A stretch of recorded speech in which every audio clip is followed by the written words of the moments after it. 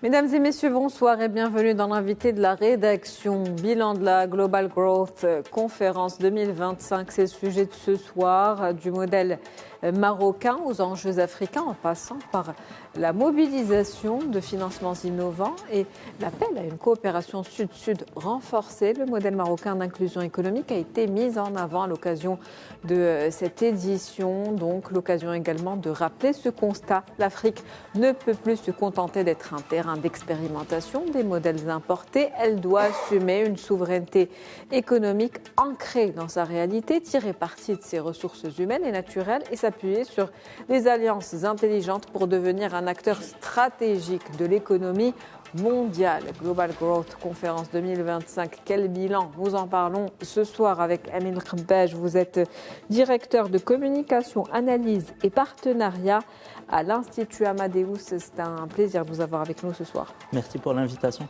Un événement organisé justement par cet institut, donc l'Institut Amadeus. Quel bilan peut-on faire de cet événement, de cette édition? Qu'est-ce qu'il en ressort aujourd'hui? Alors, en fait, cet événement qui a eu lieu les 20 et 21 mai dernier, il y a quelques jours à Rabat, a connu un véritable succès. C'est une relance d'un événement qui a été lancé il y a plus d'une dizaine d'années au Maroc par l'Institut Amadeus, qui est un doutin qui est ancré dans une réalité africaine. Donc cet événement, Global Growth Conference, a connu un véritable succès. Il a réuni à la fois des décideurs économiques, politiques, parce que l'un ne va pas sans l'autre, pour pouvoir prendre des décisions économiques et mettre en œuvre des réalités économiques. Il faut du politique.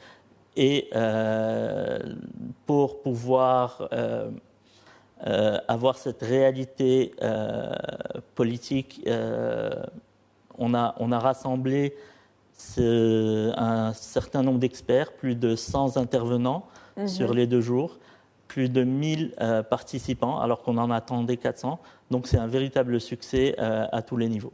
Un véritable succès. Et puis la thématique choisie pour cette édition, c'est financer la croissance, façonner la transition énergétique. Alors pourquoi le choix de cette thématique en particulier? Pourquoi est-elle importante? Parce que dans un monde qui est aujourd'hui plein de turbulences, avec toutes les réalités des barrières tarifaires entre la Chine et les États-Unis notamment, et toutes les difficultés et les défis que connaît l'Afrique face à différentes réalités, on a trouvé normal d'organiser cette conférence et utile d'organiser cette conférence pour transformer ces défis en opportunités. Et ça a donné donc cet espace stratégique supplémentaire à l'Institut Amadeus, qui est comme do tank, d'ancrer ces opportunités et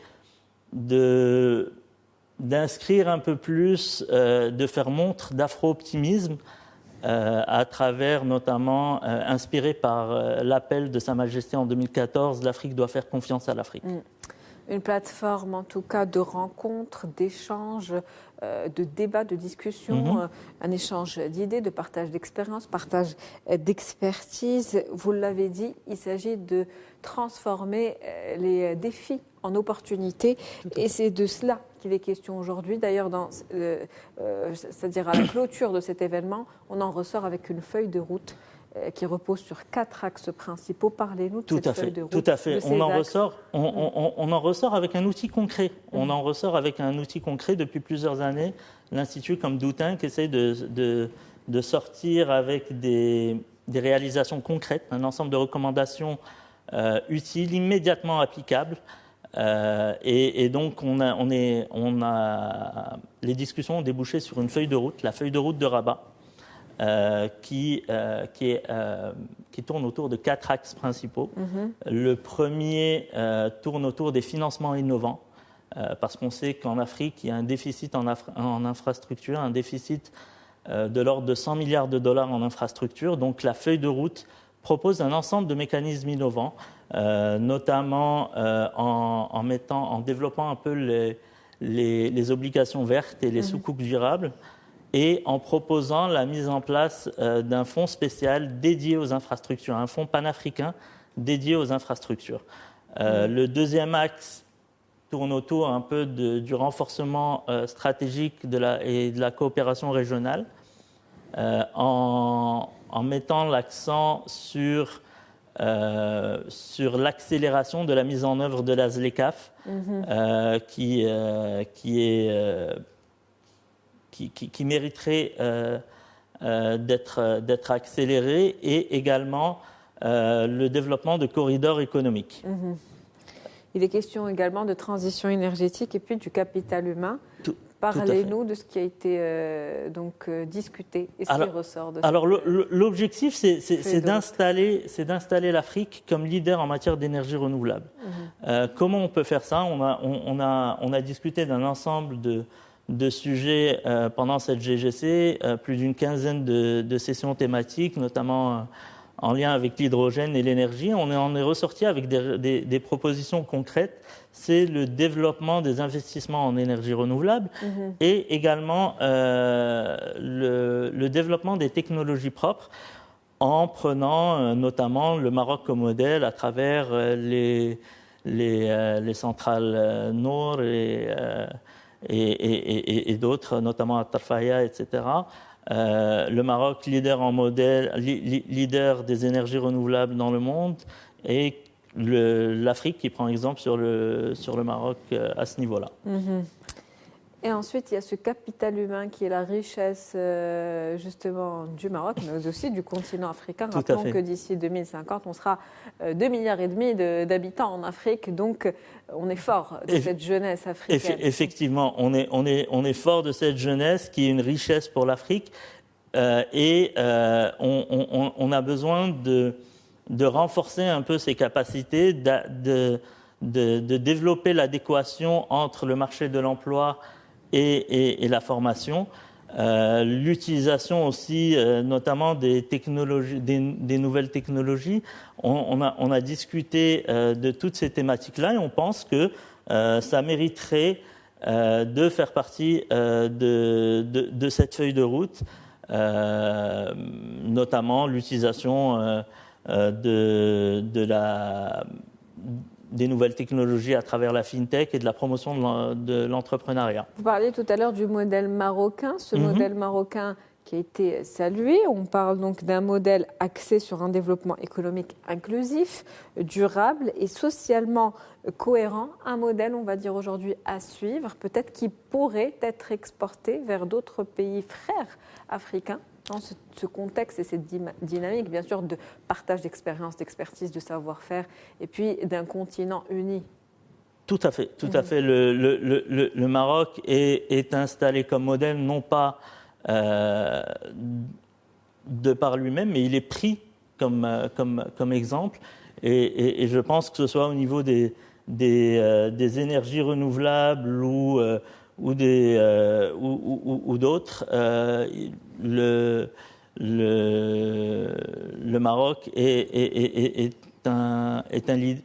un modèle qui est déjà à l'heure actuelle pris comme référence par plusieurs pays frères et amis, notamment. L'Afrique, vous l'avez dit tout à l'heure, qui doit faire confiance à l'Afrique. Un message fort, important, symbolique. L'intégration économique africaine a été présentée aujourd'hui comme une étape clé pour créer justement une puissance globale qui soit considérable. Oui, non, en fait, plus unis, on est plus fort. Et je pense que cette intégration est nécessaire pour notamment développer un certain nombre de projets économiques intégrés, de corridors économiques, d'interconnexions énergétiques. Et ce n'est que à travers l'intégration que cela pourra se faire. Donc effectivement, on est face à un afro-optimisme, je dirais, qui drainera et qui qui aidera à installer l'Afrique comme leader, que ce soit dans les énergies renouvelables ou dans d'autres domaines. Repenser les modèles de développement aujourd'hui pour les adapter aux réalités africaines, c'est le challenge pour notre continent. C'est le challenge et c'est aussi l'objet des discussions. On doit passer par cette coopération sud-sud. On doit trouver des solutions internes et essayer de réduire la dépendance à l'extérieur. Donc on est face à une réalité qui est celle de trouver des solutions par nous-mêmes. Et c'était l'objet de cette GGC justement qui a débouché sur cette feuille de route, qui fera l'objet d'un suivi régulier, parce que ce sont des recommandations concrètes, immédiatement applicables pour une Afrique décomplexée. Et il y a un comité de suivi panafricain qui est mis en place, qui va faire le suivi de ces recommandations et qui fera un bilan d'étape lors de la prochaine édition des Med-Days du 26 au 29 novembre 2025 pour à la fois s'assurer que les recommandations ont été appliquées ou, le cas échéant, de les adapter et de les transformer. Une Afrique, vous l'avez dit, décomplexée, une Afrique unie pour une croissance partagée finalement. C'est de cela qu'il s'agit. Pour une croissance partagée, pour une croissance inclusive, pour un développement pour un développement juste et équitable. Ça a été tout l'objet des discussions dans le cadre de la GGT. Merci à vous, en tout cas, pour ce bilan qui a été fait avec vous, Monsieur Amel Qabbaj. C'était un plaisir de vous avoir avec nous dans l'invité de la rédaction ce soir. Je rappelle que vous êtes directeur de communication, analyse et partenariat à l'Institut Amadeus. Merci pour l'invitation. C'était un plaisir. C'est la fin de l'invité de la rédaction pour ce soir. On se retrouve demain avec un nouvel invité, nouveau sujet. Très bonne soirée.